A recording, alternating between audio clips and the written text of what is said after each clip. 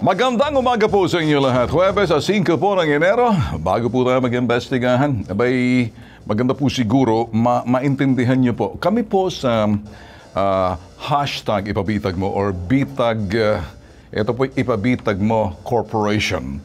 Non-government organization po kami. Wala po ni isang kusing na kami po'y ginagamit na pera po ng gobyerno. Linawin po natin yan. May isang kusing po na dito po sa aming public service, na ginagawa po namin sa aming public service, ang mga supporters at yung mga benefactors, if not, yung aming mga sponsors, private entity, mga boss, sila po yung mga, kung hindi po sa kanila, mahihirapan po kami sa public service. Mas maganda po siguro, kilalanin kung sino po yung mga ito po yung aming public service partner. Sino po sila? Ito po sila, panoorin. Katuwang ang Hotel Sogo sa serbisyong publiko, hatid ng hashtag ipabitag mo para sa ating mga kababayan. Libre, malinis at ligtas na accommodation ang hatid ng Hotel Sogo para sa mga nagrereklamo sa Bitag Action Center na hindi agarang makauwi sa kanilang mga probinsya. Maraming salamat, Hotel Sogo. So clean, so good. Mula noon hanggang ngayon, nananatiling katuwang ng bitag si Mr. Chito Chavez ng Tinapayan Festival. Sa pagtulong sa ating mga kababayan, nagpapasalamat ang hashtag ipabitag mo sa kanilang mga libreng special breads na ipinamamahagi sa mga nagrereklamo sa Bitag Action Center. Tinapayan Festival, ang tinapay ng Maynila. Pingping's Lechon, freshly roasted native lechon every day. Handang pingping yan. For orders, visit Pingping's Lechon Facebook page or call 0915-532-4382. Pingping's Lechon. Sa mga gusto pong lumapit po rito sa hashtag ipabitag mo kay Ben Tulfo, ang aming tanggapan po, ang aming Action Center, Bitag Action Center for Public Service. Mula Lunes hanggang Biyernes po kami. Bukas po kami alas 8 ng umaga hanggang alas 2 ng hapon. Kami po'y matatagpuan, madali po kaming makita sa 102 Timog Avenue sa Quezon City. Ngayon, mga boss, paalala lang po, maaga lang po, dinadagsana po kami ng mga tao sa aming Action Center. Higit ito, ngayon pa lang po, parami ng parami po sila. So, ang bawal po sa amin ay ibabad po yung mga tao sa labas, nag-aantay sa init, kung saan-saan mo makikita. Ginagawa po namin lahat ng paraan na parang mabigyan po sila rito, agad maipapasok. So, ito po yung aming gustong sabihin po sa inyo. So, yung mahabang pila, iniiwasan po namin, kaya pinapapasok agad po namin para nang sa ganon, everybody happy, mga boss. So, well, anumang reklamo, anumang sumbong, kami po yung nag-iimbestiga. Kinukuha po namin ng magkabilang panig. Hindi po kami one-sided. Hindi po namin estilong kumastigo. Estilo po namin magkaroon ng solusyon. Pag-away pamilya, medyo maingay po kami. Hindi po namin pinapalabas na parang entertainment. Respeto po sa mga simple, totoong taong nagtitiwala po sa magiginawa po natin, nagsusumbong. Kaya may tatak po ang aming pagtulong po. Ito po yung aming tulong. Style po ng aming public service. May tatak, bitag. Ako po si Ben Bitag Tulfo. Ito po yung tatak hashtag ipabitag mo. Ngayon sa pambansang sumbungan ni Ben Tulfo, hashtag ipabitag mo. Katutubong karpintero mula South Cotabato, nagtiwala sa misis na magtrabaho sa ibang bansa. Ang kaso, si misis may iba raw kinakasama. 840K bayad na. Engineer, ipinangako mong metal scrap, nasaan na? Ang lahat ng yan, iimbestigahan at aaksyonan sa hashtag ipabitag mo. Again, inuulit po natin mga boss, Kami po sa hashtag ipabitag mo, alam po namin yung the due process, the right to be heard, both sides. Yung nagrereklamo, may karapatan harapin ang nagrereklamo at kunan po sila ng magkabilang panig ng kanilang mga pahayag. Hindi po kami one-sided. Subalit may mga panahon na kung minsan makikita po natin na mahirap talaga, ayaw po makipag-usap ng inarereklamo. Kaya kami, kung kami po nananawagan, ipinagkakalubo na po namin yung karapatan ninyong marinig. Linawin po na, karapatan po ninyong marinig. Kung tumawag po kami sa inyo, hindi parang gipitin po kayo bagkos makuha yung panig nyo. Ito po, isang grupo ng junk shop owners. Okay? Ang dumulog sa hashtag ipabitag mo. Ito ay matapos nilang magoyo. Sila ho'y magoyo ng isang contractor na kanilang nakatransaksyon patungkol.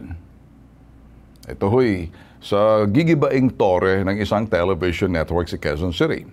Matapos daw nila kasing matapos silang kasi nilang magbayad doon po sa mahigit na 800,000 piso para sa mga scrap metal doon po sa sinasabing tore. Abay, ibinenta raw uli ng kontraktor na dapat itong kontraktor ibinayad doon sa scrap metal. Ang ginawa na sa ibang buyer ng bakal na kanilang binayaran. Abay, parang parang kabisado ko to, parang sanla, tira. Ito, benta, ibebenta mo, kukuhanan mo, bayad agad. Pagkatapos, ibenta mo uli, kukuha ka uli ng bayad. Parang ganun. Something is wrong. Okay, buong detalye ng sumbong, panoorin. Lumapit po kami kay hashtag ipabitag mo kay Ben Tulfo para ireklamo po si Engineer Arthur Litingua kasi po nagkaroon po kami ng deal sa kanya last December 2022 na may contract siya na gigibain niya ang isang tore. Sinabi niya po sa amin na may gigibain po siyang isang tower ng isang network para ibenta niya po yung scrap sa amin. Nagbayad po kami ng 840 sa kanya para dun sa halaga ng scrap na hakutin sana namin. Ang business po namin is junk shop, which is nagbabayad po kami ng bakal, aluminum, tapos ititinda po. Sabi namin sa kuya ko na siya ang mas malapit dito kasi sa Caloocan lang siya.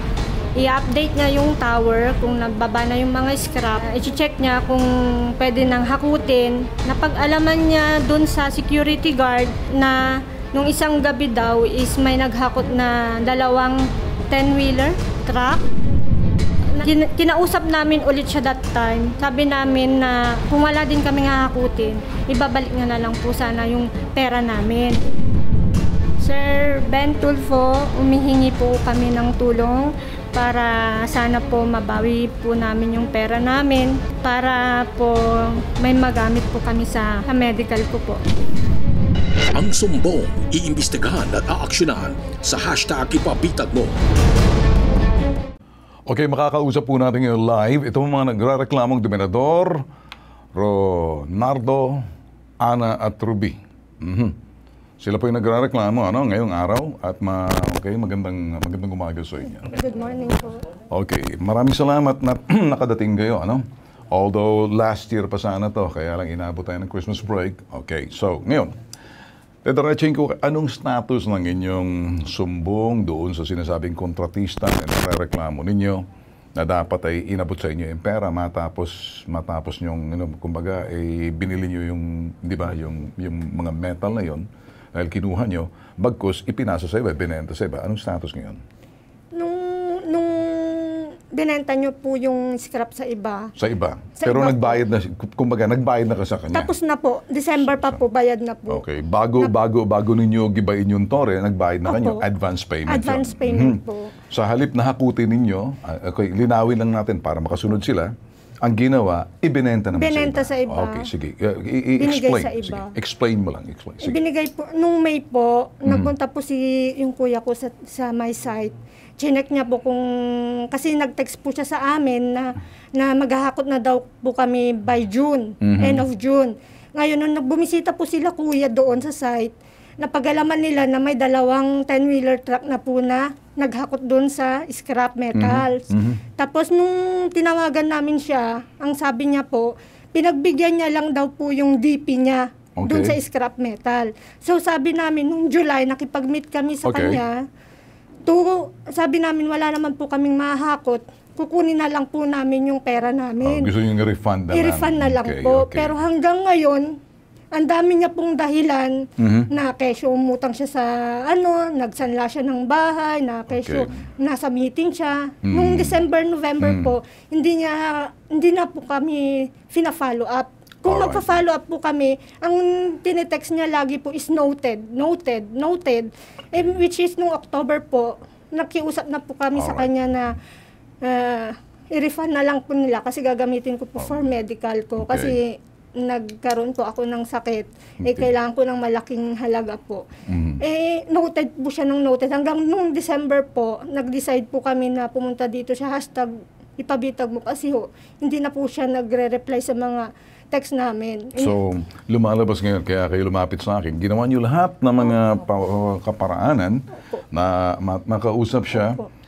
Makausap, total, inaibenta niyo sa iba, tinanggap niya yung pera. Gusto niya lang makuha yung perang ibinayad niyo sa kanya in advance. Okay? Hindi pa man, kumbaga, hindi pa man nababaklas yung tore, parang cash advance na yon kinuha. Okay, sige. So ngayon, ang gusto kong linawin sa atin, dito ngayon, wala na siyang contact sa iyo ever since. Na alam niya ba na lumapit na kayo sa amin, kay Ben Tulfo sa Bitag? Alam niya na ba? Nung December po, nung tumawag po ang Bitag sa kanya, ang sabi niya po dun sa ahente, kasi yung ahente po tumawag sa amin, na nagpabitag daw kami ay si Kuya.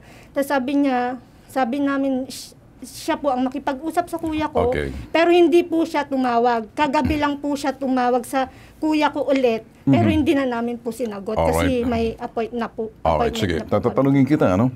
Total, hindi po pa nababanggit. Anong pangalan ng engineer na kausap niyo rito? Si Engineer Arthur Litongwa. Litongwa, okay. Sige, si engineer. So, yan ang si engineer. Okay, sige. Okay, parang patas naman, ano? Para medyo hindi naman one-sided tayo rito. Sa umpisa pa lang ng programa, lagi namin sinasabi yung prinsipyo ng sinasabing the due process, the right to be heard. Gusto rin natin mapakinggan para masolusyonan ang problema.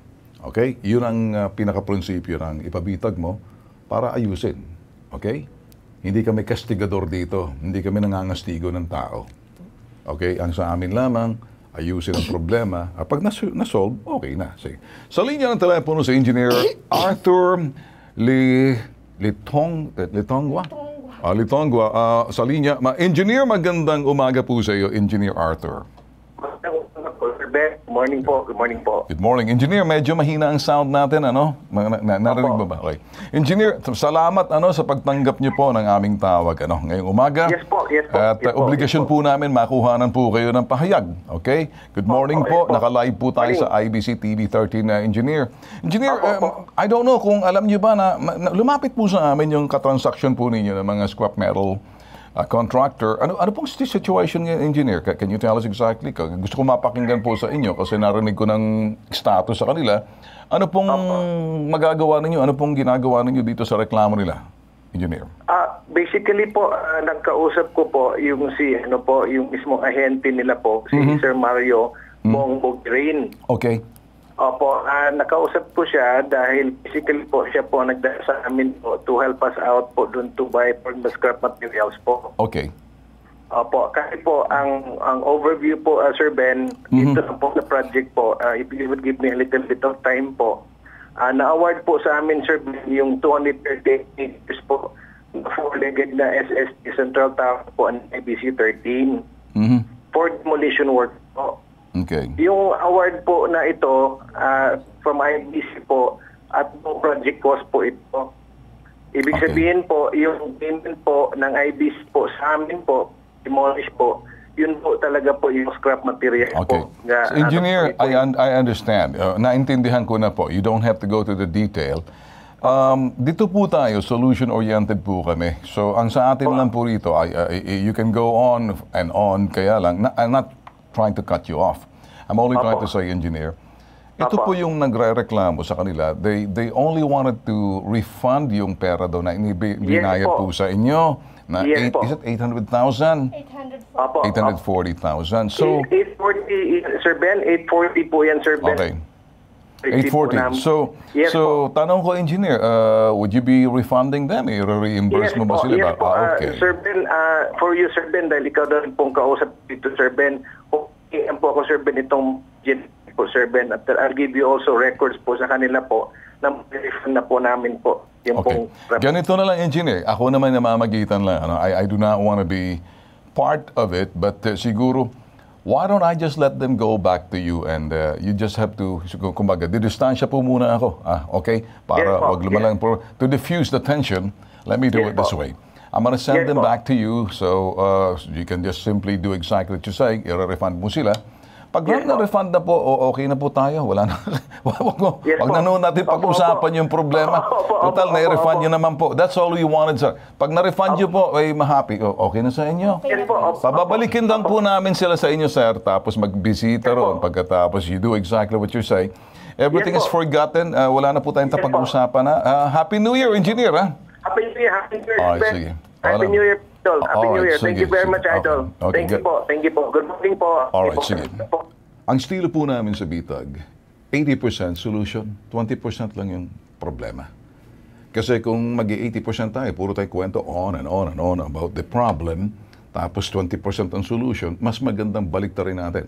So ngayon, 2024, ganitong lang yung problema ninyo, hindi pagkakaintindihan, 80%, habang nag-uusap tayo ngayon, gusto ko nakalaan doon sa sinasabing solusyon. I think that the best thing is, narinig ko na, nangako naman siya, nire-respeto ko rin yan, hindi na ako dapat makialam, uusapan ninyo yan, pero kung kami na magitan lamang, we're glad of service sa inyo, kunin nyo na. Okay? Siguro naman, kung may problema, pwede naman kayong bumalik. Sir, tanong ko lang po, sir. Kasi mula nung July po Okay, hanggang ganito. December po. Okay.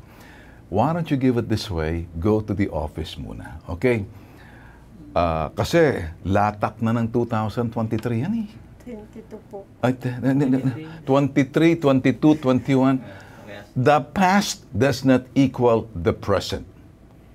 Don't talk to me about the past. I want you to move forward. Today will determine your tomorrow. So ngayon, okay? Ang hakbang mo ngayon, kung anong hakbang mong desisyon na ginawa mo, may kahantungan yan. Bukas. Gusto ko makita, gawin nyo ngayon, kunin nyo yung cheque, bukas, balik kayo, nakuha nyo na, end of story. Ayaw kong pag-usapan yung mga nakaraan. Okay? The good old days, the bad old days, the bad old days, the bad old days. Tama, okay na yun. Okay ba sa'yo? Okay po. Kasi the more that you talk about the past, nakikita ko sa'yo yung emotions mo eh. Nakikita ko sa yung galit at puot mo. Ayoko maging bihag ka doon sa yung bihag ka ng mga nakaraan sa galit at puot mo para mong nilagay sa loob ng piitan ng sarili mo. Binibigyan ka ng susi. Tanggapin mo to. Okay? Buksan mo yung piitan. Lumabas ka. Punta. Kunin mong pera. Malaya ka na. Okay? Okay po. Alright. I look forward na babalik kayo sa akin. Sir, nakuha na namin. Okay na sa akin yun. Okay. Ba't ka umiiyak? Yeah po. Tears of joy. Siguro po. Okay, sige. Alam ko naman gagawin niya yan. Alright? At hindi po pwedeng hindi niya gawin. Kinuha ko nangako siya. Iba kasi ako pag nangako at hindi mo ginawa. Malilintikan ka. Ayaw kong sabihin ngayong bagong taon. Okay? Okay po. Alright, sige. Ito po nag-iisang pambansang sumbungan. Tulong, serbisyo, may tatak, bitag. Ako po si Ben, Bitag Tulfo. Ito po yung tatak, hashtag ibabitag mo. Susunod. Katutubong karpintero mula South Cotabato nagtiwala sa misis na magtrabaho sa ibang bansa. Ang kaso, si misis may iba raw kinakasama. Ang sumbong iimbestigahan at aaksyonan sa hashtag ipabitag mo. Kaya nag-iisang pambansang sumbungan, ito pong hashtag ipabitag mo. Dito po sa aming Action Center. Whether kayo po'y darating sa amin, pagbisita sa amin, binibigyan po namin talaga ng galang ang bawat sino. At importante po sa amin kapag lumapit ay tiwala po yan. So ngayon, ito pong aming sasabihin sa inyo, ang bawat sumbong ng sinamang simple, totoong tao. Simple, totoong tao. Ano mang tribo, katutubo ka man, o taga-syudad ka man, taga-probinsya ka man, hindi importante sa amin. Ang katotohanan, yun lang gusto namin makita para solusyonan ang anumang mga hinaing or problema. Isa pong katutubong miyembro po ng Tibuli. Tribo po yan, South Cotabato. Ang dumulog po sa aming Action Center. Pinayagan ni Elvin Sulan ng kanyang asawang si Emmy magtrabaho sa ibang bansa upang maiahon sa buhay ang kanilang pamilya. Subalit, ang problema ng kanyang misis, may dalawang magkaibang buhay. Living two lives. Ibig sabihin, isa sa Pilipinas, iba yung buhay niya dito, iba rin yung buhay niya sa Saudi. Nalaman na lang ni Elvin, yung mister, na may ibang kinakasama, iba na mister-misteran. Itong si Emmy, detalye ng sumbong, panoorin. Lumapit siya ako kay Sir Ben. Gusto ko po umuwi ng asawa ko dito sa Pinas. May lalaki kasi siya doon eh. Ebidensya lang, dami akong hawak na ebidensya sa kanya.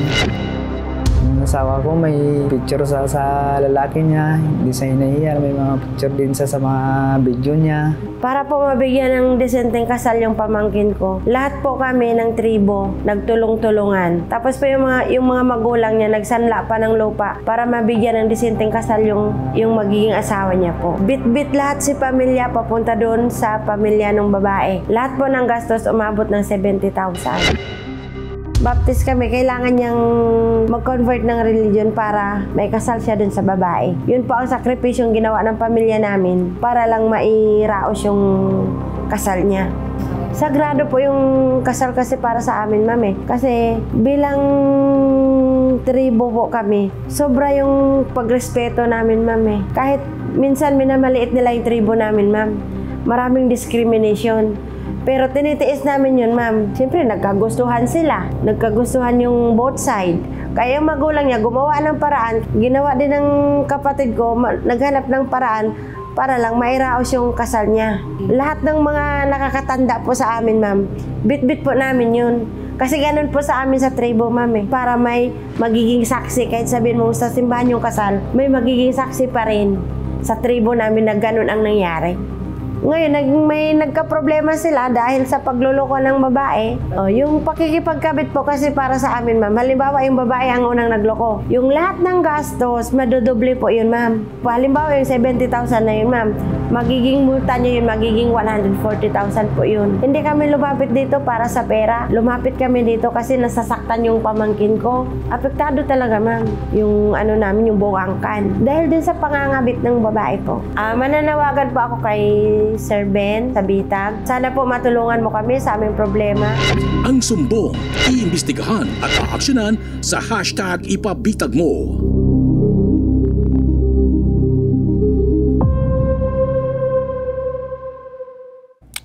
Tulad ng sinabi ko kanina, sa umpisa pa lang, binibigyan po natin ng galang. Ito pong reklamo na to, ano? Bagamat sila po ay nasa tribo po ng Tibuli, nag-effort pa po sila makarating po rito mula po sa Cotabato, para lang maabot yung sumbong. Ngayon, mga bossing, pagdating po sa mga relasyon o pamilya, medyo asiwa po kami. Kaya lang dito po, sinubukan po namin anong anggulo ang gagamitin po namin na siguro po na hindi namin ginagawan for entertainment purposes sa buhay ng iba. At ang aming layunin dito ay maintindihan, maimbestigahan at paano masolusyonan if there's anything or mapayuhan or somehow walang ibang solusyon kundi talagang gumawa ng isang hakbang basit po doon sa sinasabing tradisyon ng tribo. Una sa lahat, sabi nga kanina ng tiyahin na kapag ang babae at doon sa tribo nila o babae o lalaki nagloko, particular pag babae, yan po'y tribo nila, Tibuli. Ang sino pong nagloko, lalo-lalo na pagbabae, yung pong ginastos ng lalaki, normally, uso po sa akin, dowry. So ngayon, ibabalik mo. In this case, ito pong lumapit po sa atin, nagbibigay po ng backgrounder, si Elvin, gumastos po siya ng 70,000. Ambag-ambag po sila sa tribo, matuloy lang ang kasal ng hindi naman katribo. Nagbiyahe pa po ng kalayo-layo makaabot para naman kunin ang kamay ng kanyang mga mapapangasawa na hindi naman katribo. So gumastos talaga.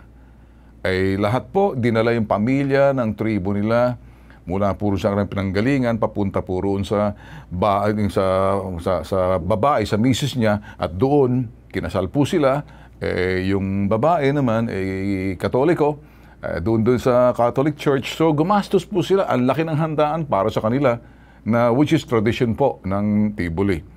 Binibigay po namin yung mga history o mga bagay na malaman ninyo na importante respetohin po natin. Kaya nga po mga tribes ayaw po namin na malagas po yung tradisyon ng anumang tribo. So paggalang po to, sana maintindihan nyo. Mahaba pong intro kasi bibigyan po natin ng galang, wag po kayo ma-entertain. Bagkus, you should be educated and be informed. This is not entertainment. Linawin po natin. So makakasama natin ngayon live ang Mr. na si Elvin Sulan at ang kanyang tiyahin si Rowena. Magandang umaga sa inyo. Okay. Ikaw yung auntie. Opo. Pamangkin mo siya. Opo. Kapatid ka ng nanay. Opo. Napapansin ko si Elvin tahimik lang, ano? Hindi siya, Elvin, okay ka ba dyan? Medyo kukunti lang, hindi siya masyado nagsasalita. Pero nung una kong nakausap, medyo siguro sa sama ng loob, tsaka siya nagsasalita. Kumusta ka naman, Elvin? Okay lang, sir. Okay ka naman. Okay, sige. At makakasama rin natin mula Saudi Arabia at makakausap din natin via video call ang nanay ni Elvin na si Chona, na si Aling Chona nga pala ay nadiskubre na may kinakasama raw yung asawa ni Elvin doon. Kaya ito ay makakasama natin ngayon. Magandang umaga sa iyo dyan, Chona.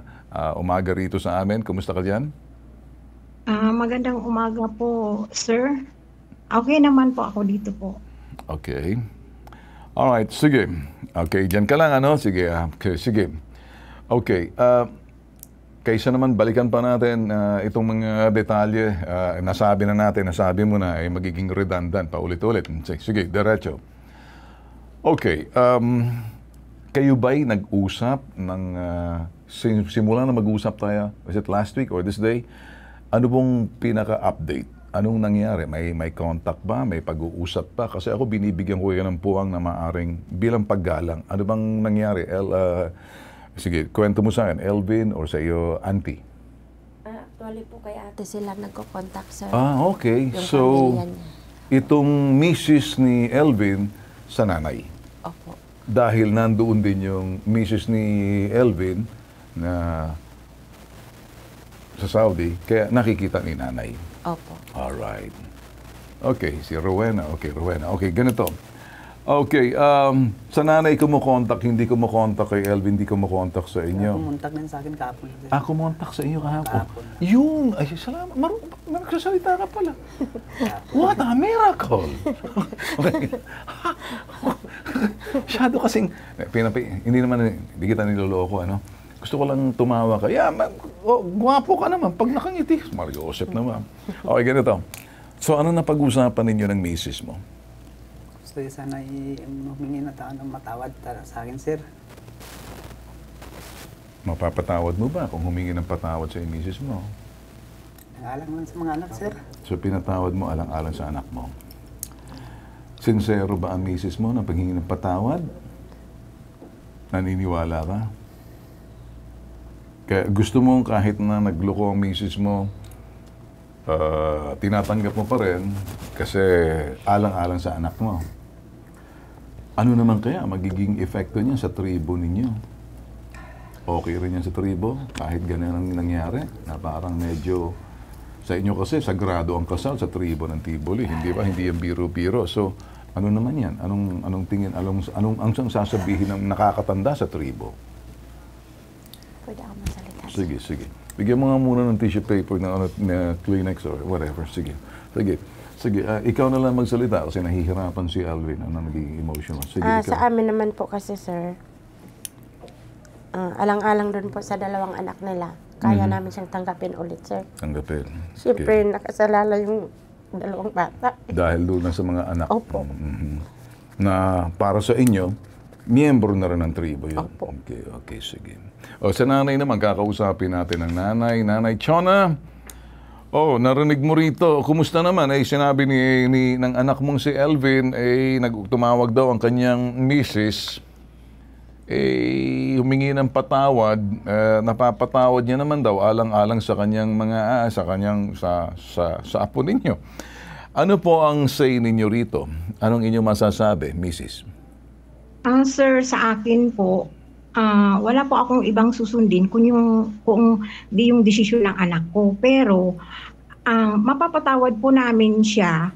Pero merong paraan po na gusto namin yung katibayan na para hindi niya po ulitin. Na kaya po kami lumapit sa inyo para po meron kaming witness na para hindi po siya umulit. Kahit na ilang beses ko na yan sinabi sa kanya na wag kang magloko, sabi ko, kasi meron kang pamilya, sabi ko ganyan sa kanya. Okay. So totoo lang, sir, nung last year December, nag-chat po ako sa kanya, kahit na galit po ako. Ang sabi ko po sa kanya, habang hindi pa dumating doon kay Sir Tulfo, sabi kong ganon, makipag-usap ka sa asawa mo, sabi kong ganon.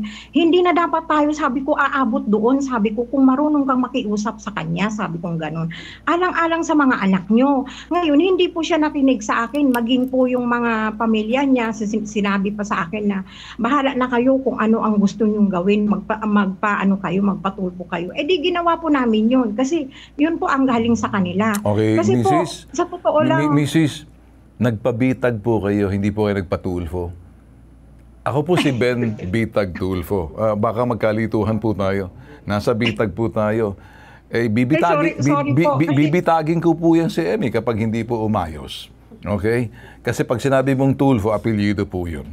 Ito po, si Bitag talagang action programa po. So, marami po, okay lang po sa amin. Kaya lang gusto ko pong maimplanta sa isipan ng tao na kapag nagpabitag po yan, si Ben, pag sinabi mong Tulfo, nakaraming Tulfo. May mga kamag-anak akong Tulfo, may mga putol pa, Tulfo pa rin. Putol nga lang. So, linawin lang po natin. Okay, sige. Nakinausap niyo, Mrs., yung... Pasensya na po. Okay lang. Kinausap ko po. Tuloy mo, sige.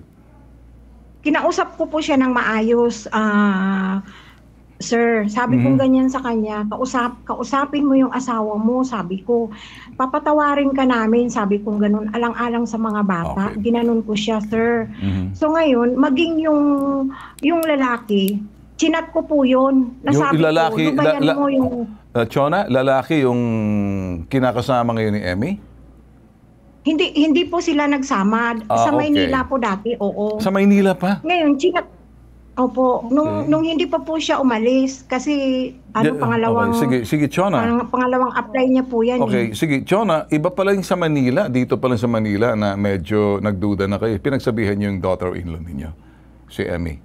Pinagsabihan po namin, pinagsabihan ko po yan.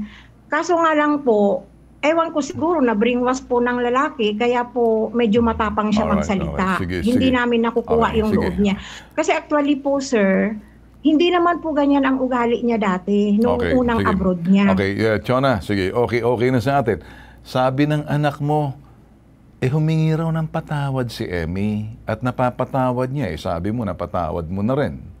So, okay? So, at dahil dyan, Chona, alam ko na kayo nasa Saudi, naintindihan mo. Sa Saudi ba nakikita mo ngayon itong si Emmy, yung tawag dito, daughter-in-law mo? Opo, nagchat-chat po yan sa akin kahapon. Nagchat po siya sa akin. Anong napag-usapan? Okay, sige, Chona, ano na importante na to? Tapa na yung kwento. Okay na, naintindihan ko na lahat yan. Okay, babalik ulit tayo roon sa sinasabing pangangaliwa. Sige, ano ang sinabi mo kay Chona kahapon at ano ang sinabi ni kay Emmy? Ano ang sinabi ni Emmy sa iyo, Chona? Sabi niya po, makikipag-ayos daw po siya sa anak ko. So ngayon, sabi ko, sa desisyon mo, gusto ko yung buong desisyon mo na makikipag-ayos ka. Sige, sabay humingi ng kapatawaran sa iyo dahil medyo dito, hindi niya ginalang yung sagradong kasal ng tribo ninyo. Although hindi siya miyembro ng tribo, kaya lang, ito naman siguro na intindihan niya. Bago po ba nagpakasal itong si Emmy sa anak ninyo, naintindihan ba ni Emmy ito bilang ikang magulang? Naintindihan niya ba yung tradisyon ng tribo na sagrado yung kasal, na kapag ikay lumabag, yung dowry o yung ginastos na, in this case, 170,000, madodoble yan ng 140,000 bilang kasama roon pati yung penalty. Yun ang tama? Tama ba yung ganun? Alright. So parang humingi ba ng paumanhin sa'yo si Emmy bilang ina ni Elvin? Sa totoo lang po, hindi naman po siya humingi ng paumanhin sa akin. Hindi po siya nag-sorry. Okay. Sige, diyan ka lang muna, Chona. Okay. Sige. Okay. Natatanungin naman kita, Elvin. Nakausap mo itong si Emmy. Elvin, di ba? Napatawad mo. Oo, tawad ko sa sir, alang-alang sa mga anak ko.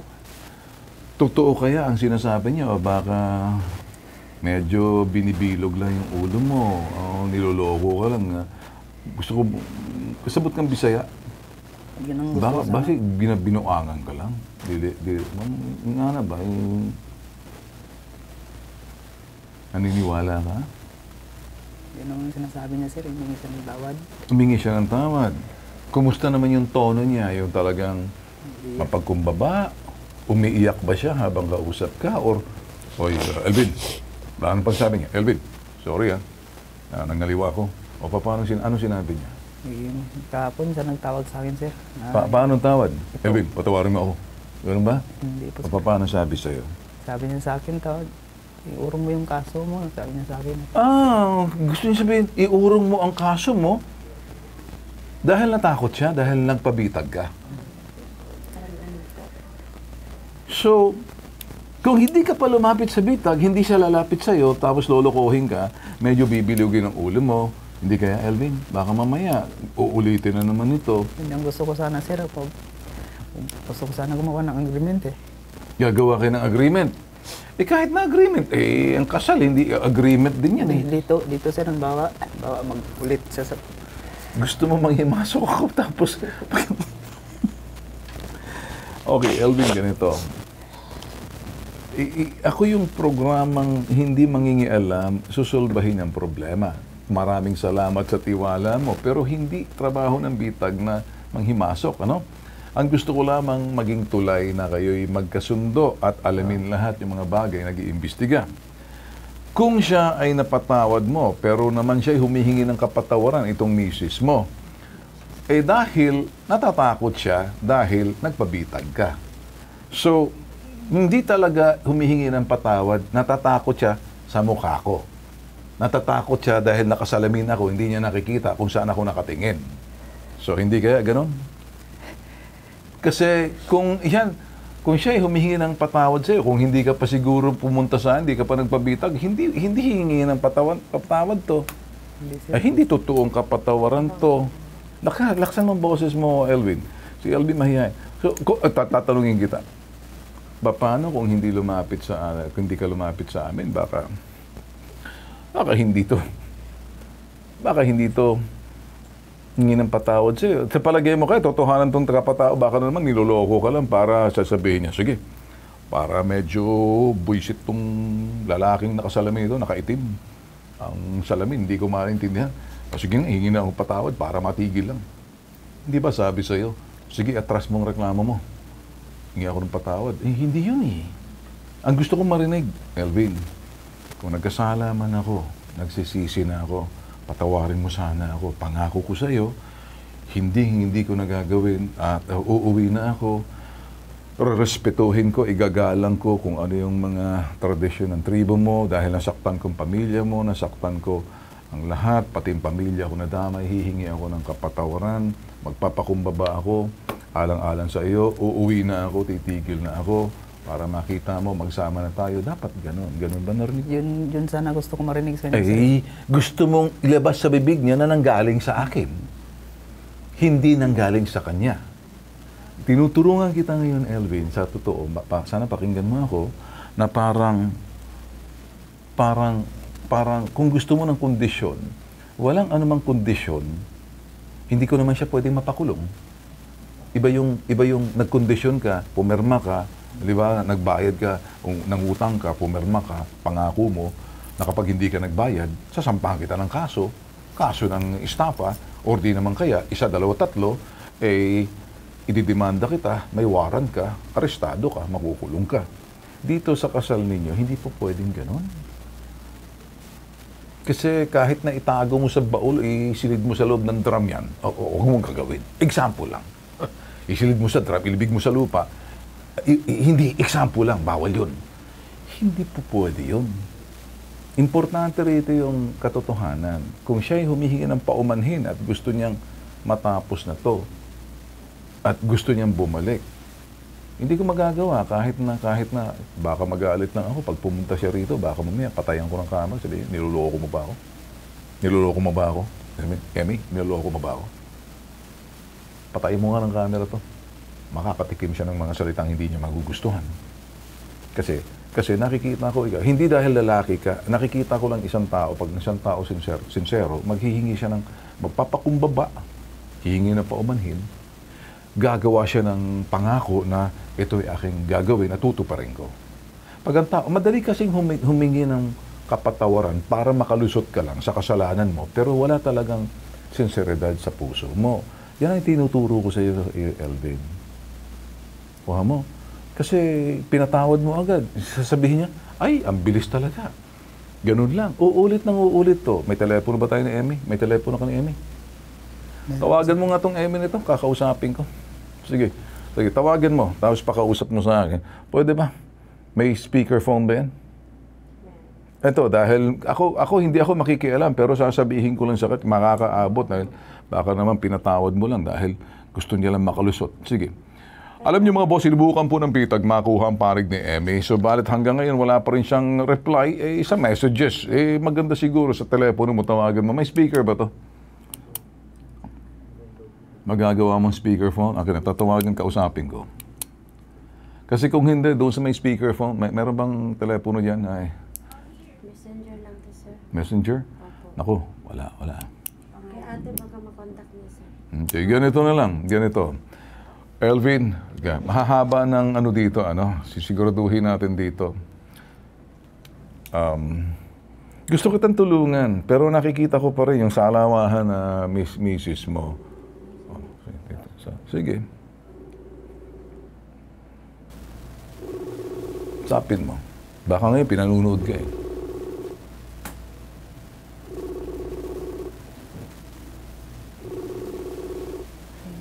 Okay, tinatawagan ni Elvin. Nag-ring yung telepono.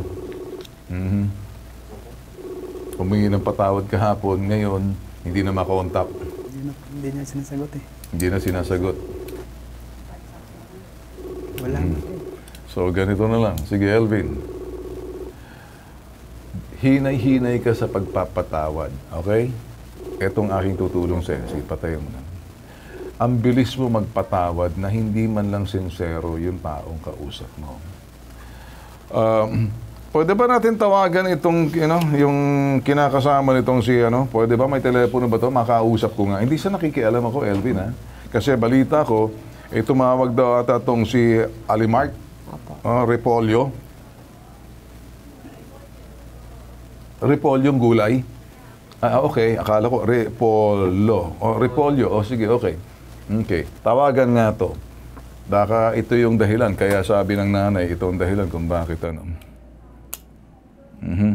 Ito'y daw humingi ng tawagan si Repolyo. Telepono ba tayo riyan?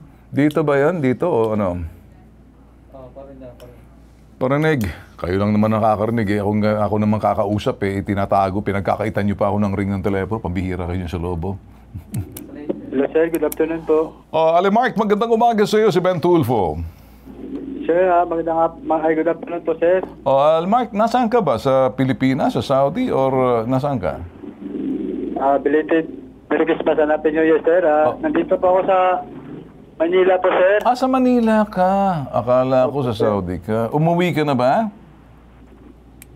Matagal ka na dito, or ano? Ano po, 6 na taon na po. 6 na taon ka.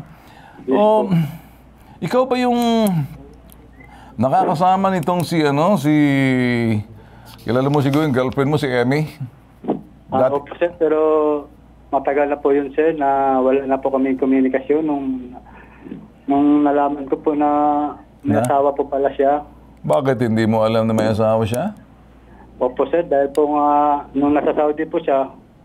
Nag-Saudi ka rin ba?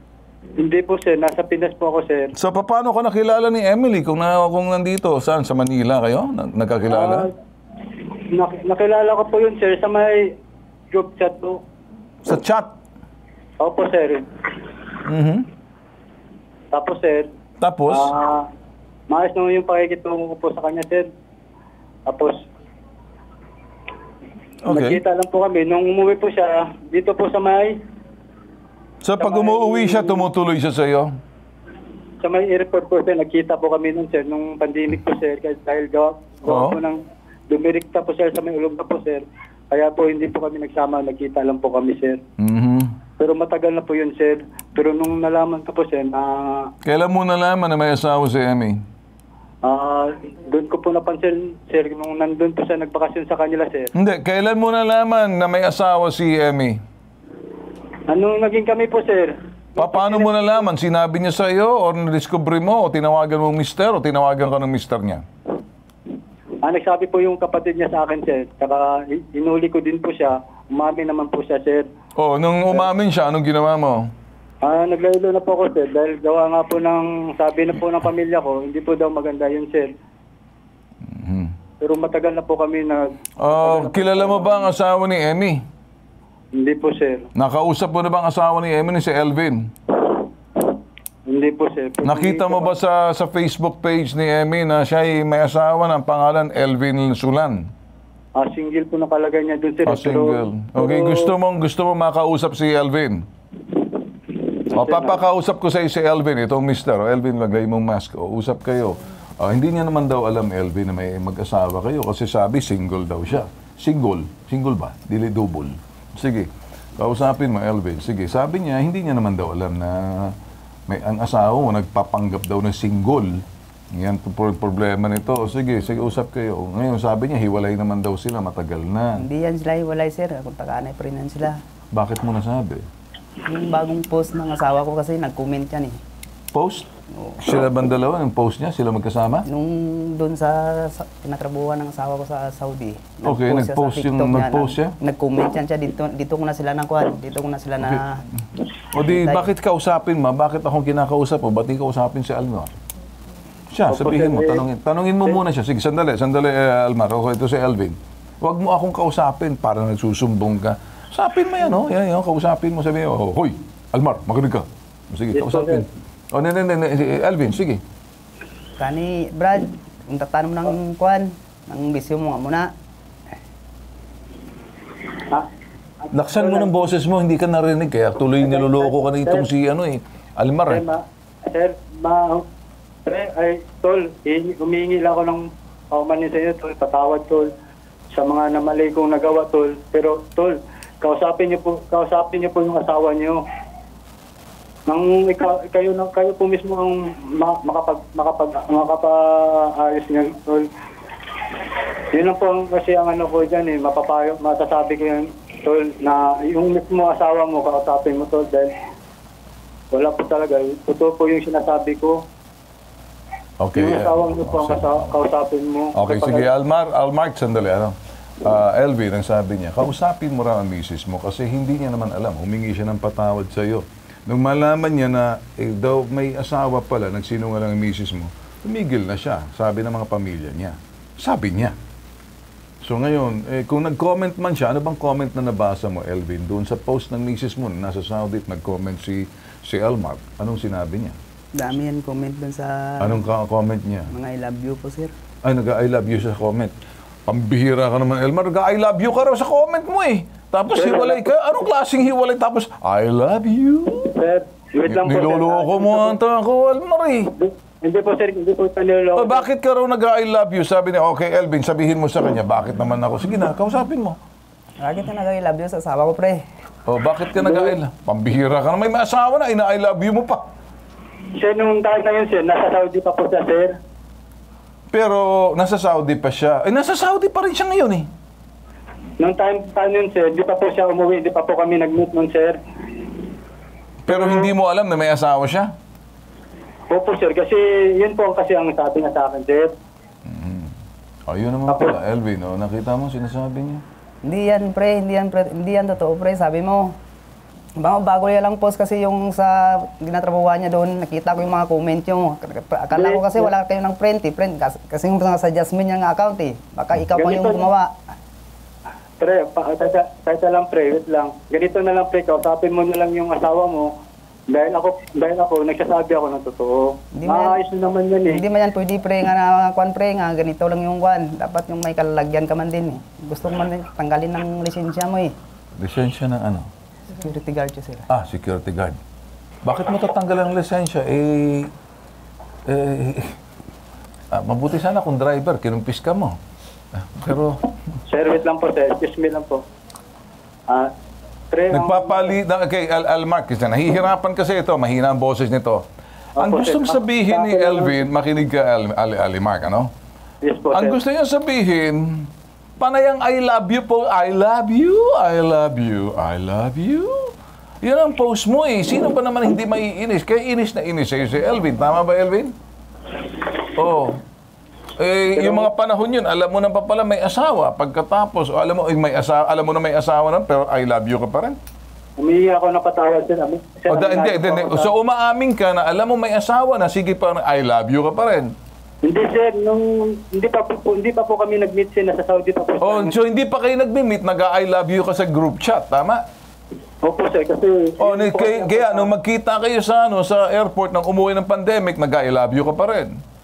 Hindi po, sir. Kasi hindi na po kasi maganda yung pakikisama ko sa kanya, sir. Oh, paano hindi pakikisama? Bakit? Nagsama ba kayo sa Saudi? Paano kayo magsasama? Puro kayo I love you, I love you. Nang dumating siya rito, I hate you. Ganun ba? Hindi po, sir. Wala po talaga. Ang paano? Ganito po, sir. Nung umuwi po siya, sir, wala po, yung intention ko po na... Nung umuwi ba siya, nagkita kayo, nagsama kayo? Yun ang gustong malaman ni Elvin. Nakita po kami, sir. Pero sabi ko sa kanya, mas priority mo yung pamilya mo. Nakita kayo, pero nakikita mo, kung mga sisimutin mo, parang sabaw na hinihigip mo yung lintik na, yung chick ng misis niya. Ano ba yan? Yan bang sasabihin mo? Para ka naghihigop ng sabaw eh. Ako, sir, humihingi pa ako ng paumanin, sir. Kung may nagawa man ako, sir. Okay, sige. So, ibig sabihin, umaamin ka, hindi lang kayo I love you sa GC, talaga nagkikita kayo. Yun ang gusto sabihin ni Alvin. Umaamin ka. Nakita po kami, sir. Nakita kayo, pero habang kayo nagkita, wala kang t-shirt. Ano ba yan? Patitingin niya. Oh, wala. Ikaw, nakahubad. Pagkatapos, isang post. Patingin isang post. Para kang humihigop ng sabaw ng repolyo. Eh, papilido mo, repolyo na nga. Tapos ito pa. Yung uso mo, parang kulang na. Parang akala mo, para kang toko na nakatigitsun sa pisngi. Boss, ganito na lang. Umamin ka na lang, humingi ka ng kapatawaran na totoo, na talagang totoo. Na, alam kasi ng nanay na meron daw kayong relasyon itong si kanyang... Nay. Sige, hayaan natin. Nay, sige, si Chona. Chona, narinig mo ba ako, Chona? Alam mo ba na itong si Ali Mark, alam mo ba na ito yung sinasabi mong kalaguyo? Ito yung siya yon, itong tao na to? Opo, yan po, sir. Sinungaling po yan, sir. Ang sabi niya, hindi siya nagko-comment ng I love you nung nakaraan pa. Hindi po, sir. Ngayon, nung December po yun, sir, na pinost ng manugang po sa TikTok. Lagi po yan kaya ngayon po, private na yung TikTok nung babae. Kasi nahuli ko po yung bago na comment niyang lalaki na yan. Sinungaling yan, sir. Huwag ka maniwala dyan, sinungaling yan. Ilang beses ko na yan sinakchat, naninira ng buhay ng buhay. Relax. Okay, hinga. Nakakainis na rin. Nakakainis talaga siya eh. Okay. Bakit hindi marunong magsalita ng Tagalog yung anak ko? Okay. Nay. Chona. Puso mo. Kahit yung pamilya niya yan, sir. Sabi ko, Habang inaawat, lalong umiinit. Okay, parang diesel to. Kung hindi kayo magpayo ng anak. Chona, time up. Time up. Relax. Okay, sige na. Okay na. Nanggigigil ako sa kanya, sir. Nanggigigil ako sa totoo lang. Nasira yung buhay ng anak ko, ng manugang ko, ng apo ko. Narinig mo, Almark? Anong masasabi mo sa nanay ng nanay ni Al? Lisensya. Hindi siya pwede maging security guard. Kasi iba yung binabantayan niya, hindi trabaho niya ang binabantayan niya. Iba ang binabantayan. Binabantayan mo raw rin po, Ali Mark, na yung hindi sa halip na bantayan mo yung pwesto mo, ang binabantayan mo raw yung ang asawa nitong si Elvin. Mantakin mo to. Bakit ka nga ba nakahubad dito tapos parang toko yung yung labi mo, parang toko na nandoon sa pisngi ng babae. Ano ba yan? Nakahiga ba kayo dyan? Ha? Nakahiga yan, sir. Oy, makinig ka rito. Okay, sandali. Okay, so Almark, sabi mo, nagkita kayo. Nasa higaan yan hindi kaya? Opo, sir. Ngayon, ibig sabihin, ano ba kayo? Kayo pa rin ba ngayon? Sabi ng nanay, galit na galit sa'yo Wala po, sir. Totoo po, sir. Nagsasabi po ko ng totoo. Ako po humingi ng patawad sa kanila. Naintindihan ko po sila kung galit sila sa akin. Alam mo, okay, Almark, sandali, Ang dali mo magsabi ng ganyan, ikaw nakasakit eh. Kahit sino pwede kaya nahuli na kayo or either tumigil ba, ewan ko kung totoo. Etong nanay galit sa'yo, pero wag na natin kausapin na, hindi naman mamas boy itong si Elvin. Elvin, ano masasabi mo rito? Sabihin mo nga si Repolyo. O sige, tanggalin mo maskara mo, sabihin mo na lang sa kanya. Sabihin mo sa kanya yung bagay na gusto mong sabihin. First time mo lang ba nakausap to? Elvin, ngayon mo lang nakausap to? First time sige, sabihin mo sa kanya. Gusto mong sabihin. Baka naman, manigas ka na lang dyan. Mas maganda Pre, ilabas gusto ko tanggalin yung lisensya mo, pre. Tol, wag Yan na, lang tol. tatigilan mo yung asawa ko. Tol, dapat, tol, kasi ako, tol, wag naman Basta sana, pag tol, kasi kita ko mag-comment ka pa doon, pre. Hindi ako magdalawang isip, balik dito. Tandaan mo yan. Okay, sige na. Okay. Alam mo, Almark, Tibuli, Tribo to. Naku, Diyos Maria Josep. Ako na lang siguro, humingi ka ng paumanhin. Ngayon pa lang, alam mo na to, na napunta ka sa amin. Maraming salamat sa pakikipag-usap mo. Huwag mo nang uulitin tong ginagawa mo, ha? Opo, sir, opo, sir. Ngayon Hindi na po napapanood ka talaga, ng sir. mga security guard na kauri mo, sigurado, baka na pagkatapos nitong usapan natin, bigla mag-high five ka. Ang galing ko talaga, ano? Tandaan mo, ha? Opo, sir. Tatandaan ko, sir. Nabitag ka na. Mayos ka. Mayos ka. O, sige, okay, sige. Sige na, okay na sa akin. Elvin, ganito na lang. Hindi tayo magtatapos dito. Okay. Uulitin ko. Huling tanong to sa iyo para maintindihan mo, no? Elvin, okay, sige sa akin. Sigurado ka ba pinapatawad mo, misis mo? Bakit hindi lang muna kayo mag-usap bago ka magsasabing napatawad mo na? Yun nga niya, sir. Bakit hindi lang muna kayo mag-usap? Kasi ang dali. Baka naman kasi galit ka dun sa mister, kung sa mga lalaki, pero hindi mo kaya magalit sa misis mo, totorototing ka talaga itong malikot na misis mo. Dito ako nagagalit para tuloy kitang anak nito eh. Ang punto ko rito, huwag ka munang magpapatawad. Sa kung gusto sabihin mo lang siguro, mag-usap ulit kayo, ha? Kung totoo man ang nagpapatawad ka, bumalik ka sa Pilipinas, iwanan mong trabaho mo, hindi ko kailangan trabaho mo, magsama tayo. Umuwi ka na lang, tulungan natin sa agency, nakausap naman namin ang agency. Kung talagang gusto mo, so hamunin mo siya, uwi ka rito. Tumawag ang bitag sa recruitment agency ni Emmy, bagamat ayaw nila makialam sa away ng mag-asawa, maaari naman daw pumunta ang pamilya ni Elvin sa kanilang agency na ito'y para matulungan kayo. Alright? So, sila daw ang gagawa ng paraan para makausap ni Elvin ang misis, kasalukuyan na sa accommodation Saudi Arabia. Elvin, asawa mo to. Mas maganda sigurong pumunta ka. Okay? Gusto mo ba? Para sila, kung sakaling wala ng kontrata yan, sa bagay, wala naman siyang nilalabag, maliman ng personal na away, hindi pwede makialam. Mas maganda siguro kung makakausap mo uli na nakikita ni Emmy na may agency, andoon, total ang kanyang kontrata, nasa agency naman, mag-usap kayo na maayos. Ang pakiusap mo sa kanya, galing sa akin na to. Sabihin mo sa kanya, huwag ka munang humingi ng patawad, bumalik ka rito. Mag-usap tayo. Ayusin natin ang gusot. Kung talagang totoong humingi ng patawad, sabihin mo, hindi ka humihingi ng patawad dahil napabitag ka. Okay? Kaya ka humihingi ng patawad sa akin, Emmy, sabihin mo sa kanya, pakita ito si Emmy. Kaya ka humihingi ng patawad sa akin, Emmy, kasi dahil takot ka roon kay Ben Tulfo. Hindi ka sasantuhin noon. Trabaho ko, pag-ayusin kayo. Hindi ko inaano misis mo. Gusto ko ang misis mo bumalik muna sa'yo, mag-usap kayo. O di naman, kung mag-usap kayo ng masinsinan habang nakikinig yung agency na nanggaling na kayo sa akin, mag-usap kayo na kung talagang gusto mong humingi ng patawad at totoo, alang-alang sa anak natin, pinapatawad kita. Sasabihin mo sa kanya, bumalik ka rito, usap tayo. Hindi yung humihingi ng patawad tapos sinuutusan mo akong i-atras mo yung reklamo mo kay Bitag. Ano yun? Ganun po ang sinabi. O, gayon naman pala. Di mag-usap din kayo ng pamangkin mo. Okay? Para lang sa ganun. Maayos. Ha? Opo. Okay ba sa inyo? Hindi pa tapos to. Tutulungan namin kayo. Presenta namin sa iyo yung wag mo nang pakialaman yung si Almark, si Repolyo. Okay? Ang Repolyo, pag sinabuhan mo ng baka, di ba? Sabaw ng baka. Gutom na ako. Dilaga. Diba? Ang bulalo, ang repolyo. Bakit pa yun ang hinag-uusapan natin? O sige, usap tayo sa baba.